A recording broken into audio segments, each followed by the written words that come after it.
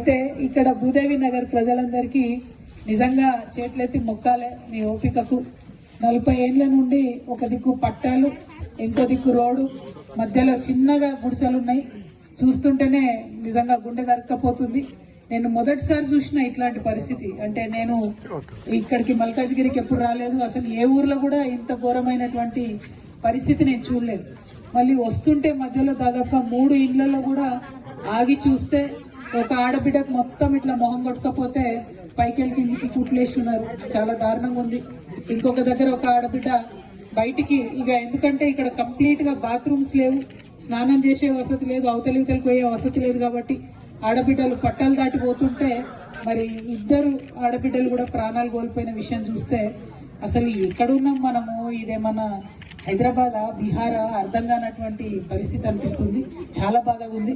మళ్ళీ ఈ లిస్టు చూస్తేనేమో అందరు నాయకులు వచ్చిపోయారు, ఒక్కరని కాదు, ప్రతి ఒక్క నాయకులు ఏ పార్టీ ఆ పార్టీ అని లేకుండా అందరు వచ్చిపోయారు. అయినా మీరు ఇట్లా ఉండడం అన్నది నిజంగా చాలా విచిత్రం అనిపిస్తుంది నాకైతే. అయితే ఒక్కటి మాత్రం నేను చెప్పగలుగుతాము, ఇక్కడ వచ్చిన నాయకులు అందరూ పెద్ద పెద్దోళ్ళు అందరూ మగవాళ్ళే వచ్చిపోయారు. ఇవాళ మీ ఆడబిడ్డగా నేను వచ్చిన, మీ దుఃఖం నాకు అర్థమవుతుంది, మీ బాధ నాకు అర్థమవుతుంది. ఒక్కరోజు మీ లెక్క ఉండాలంటే కష్టం, బతకలేరు. కాబట్టి మీ బాధ నాకు అర్థమవుతుంది. కాబట్టి నేనేమంటున్నా అంటే మనకి ఏదైతే శాశ్వతంగా ఇల్లు కావాలో దానికోసం వేరే ఉపాయం చెప్తా నేను. కానీ ఇమీడియట్ గా మాత్రం ఖచ్చితంగా మా ఆడబిడ్డలు స్నానం చేయడానికి, బాత్రూంలకు పోవడానికి తెలంగాణ జాగృతి తరఫున ఒక 6 బాత్రూంలు ఇమీడియట్ గా మాత్రం మేము ఇక్కడ కట్టించేస్తాం. ఎందుకంటే ఈ ప్రభుత్వాల కోసం కొట్లాడితే, ఈ ప్రభుత్వాలతో చేస్తే కొద్దిగా టైం పట్టొచ్చు. కానీ ఆ లోపల మాత్రం రేపంటే రేపు, మాక్సిమం ఎల్లుండి లోపల పని స్టార్ట్ చేసి ఇక్కడ బాత్రూంలో ఆడబిడ్డలకు కట్టిస్తాం. దాంతో ఏంటంటే మన మర్యాద, మన పరువు మనం కాపాడుకునేటటువంటి ఆస్కారం ఉంటుంది. వస్తుంటే అన్నదమ్ములు మాట్లాడుతుంటే చాలా బాధ అనిపించింది.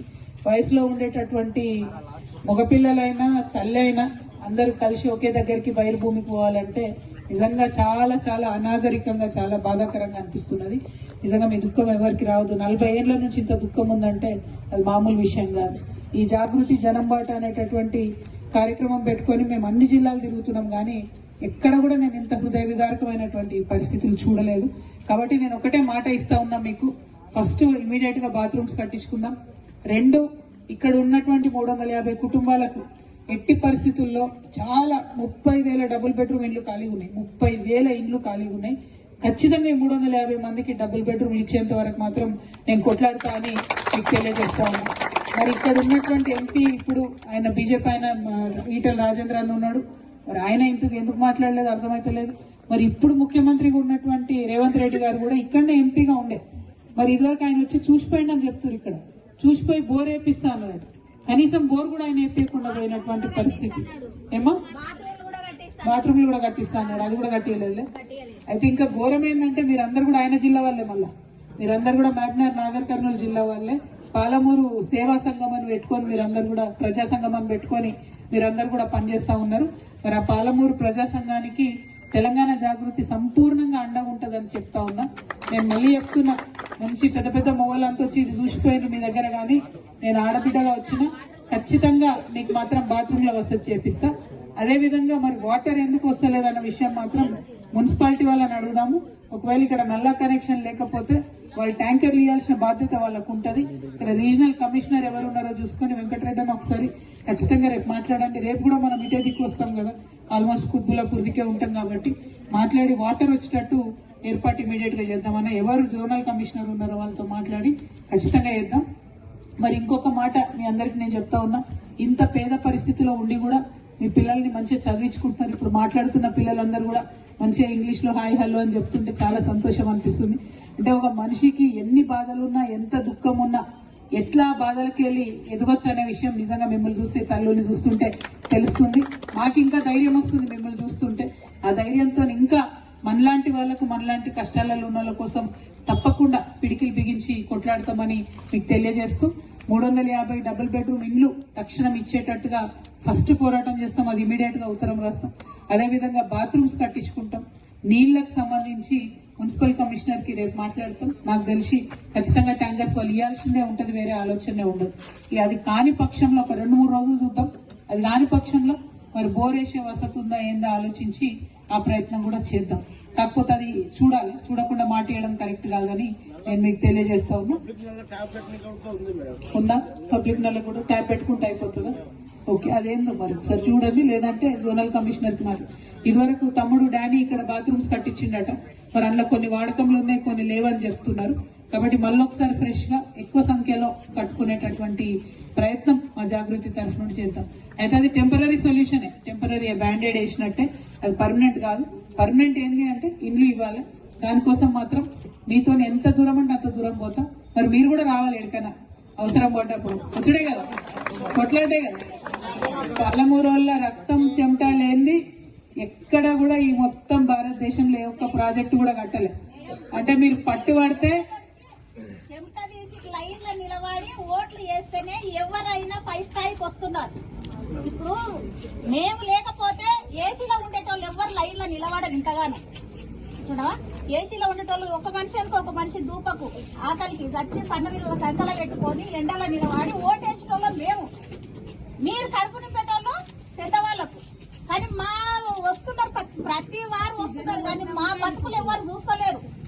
మీ పేరేంటి? నాగమ్మ మేడం. నాగమ్మ, నా మాటిని నాగమ్మ. మీరు 9 రోజుల్లో నేను బాత్రూమ్ కట్టిస్తాం, బిల్లు పెడతా అని చెప్పి పోయిండు. ఇప్పటికి లేడు, గెలిచిండు కదా. ఇదే కేసీఆర్ సార్ వచ్చిండు, ఇట్లు 3 నెలల్లో శంకుస్థాపన చేస్తానని. ఇప్పటికి లేరు. అందరు మా బతుకులు చూస్తున్నారు, కళ్ళతోనే చూస్తున్నారు, కానీ ఏ ఒక్కరు ముందుకు వస్తలేదు మేడం. దయచేసి మీరన్నా మా ఆడపిల్లల కష్టం తెలుసుకుంటే చాలా చాలా థ్యాంక్స్. నేను ఒక మాట చెప్తాను, వంశీ మన తెలంగాణ కొట్లాడి తెచ్చుకున్నాం. ఆడబిడ్డ గౌరవం నిలబెట్టుకొని తినే కదా, మన ఆడబిడ్డ గౌరవం ఎక్కడ ఒక్క నిమిషం నాగమ్మ, నేను అదే చెప్తున్నా మీకు. ఇప్పటిదాకా మీరు చూసిండ్రు మంచి పెద్ద పెద్ద మొగోళ్ళు నాయకులు అందరూ వచ్చిపోయింది కదా, వాళ్ళైతే ఏం చేయలే కదా. 1, 2, నేను ఒక ఆడబిడ్డగా మీ బాధ అర్థమవుతుంది కాబట్టి మీకోసం కొట్లాడడానికి వచ్చిన. 3, అసలు ఇప్పుడు ఏం ఓట్లు లేవు, నేనేం ఓట్లాడడానికి రాలే మిమ్మల్ని. ఎలక్షన్లు లేవు. మీకు తెలియాల్సింది ఏంటంటే ఎలక్షన్లు లేనప్పుడు కూడా మీ దగ్గరకు వచ్చి కష్టపడి పనిచేసేటోళ్ళే నిజంగా మిమ్మల్ని ప్రేమించేటోళ్ళు అయి ఉంటారు. ఎలక్షన్లు అప్పుడు వచ్చేటోళ్ళు ఉంటారు, సరే 10వ పరకను ఇస్తారు, ఓటేయండి అంటారు, పాలమూరు రాండి అంటారు, అట్లా రాండి అంటారు, ఇట్లా రాండి అంటారు, అన్ని వేసి వాళ్ళ పని చేసుకుని అవతల పడతారు. అట్లనే జరిగింది మీతో నిన్నేళ్ళు. నేనేమంటున్నా, ఇప్పటికైనా మార్చాలి కదా, ఆ పద్ధతి మార్చాలి. దానికోసమే వచ్చినాం. ఎలక్షన్ తో ఏం సంబంధం లేదమ్మా. ఇప్పుడు ఓట్లు ఏం లేవు, ఎలక్షన్ ఓటు అడగడానికే రాలేదు నేను. మిమ్మల్ని నేను కోరేది ఒకటే, మీరు చూడండి, నేను మాటలేందుకు ఊకే మన ఆడవాళ్ళు ఊకే మాట్లాడడం, పనిచేసి చూపిస్తాం అంతే, తప్పకుండా.